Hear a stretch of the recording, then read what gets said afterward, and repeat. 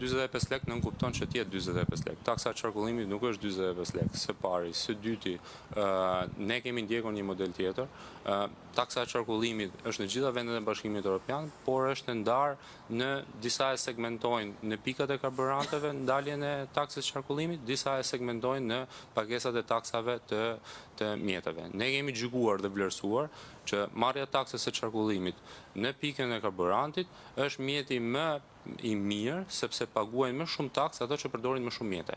Pra, ai që përdorin më shumë litra automjet paguan më shumë taks. Për më tepër që ne jemi duke ndjekur dhe siç e kemi parë dhe gjitha këto ditë të shkuara, me gjitha le themi grupet e interesit të shoqërive hidrokarbur, jemi duke ndjekur në mënyrë dinamike tregun e karburanteve, çfarë po ndodh edhe në vende tjera të rajonit dhe të zhvilluara. Patjetër ka modele të ndryshme. Ajo që ne kemi ndjekur është ndjekja e një modeli të vendosjes së një çmimi tavan, nëse do le themi vendoset miratimi dhe fillimi i bordit të transparencës. Nuk kemi akoma një vendimarrje të tillë, pasi po presim akoma dinamikat se si do jenë të tregut.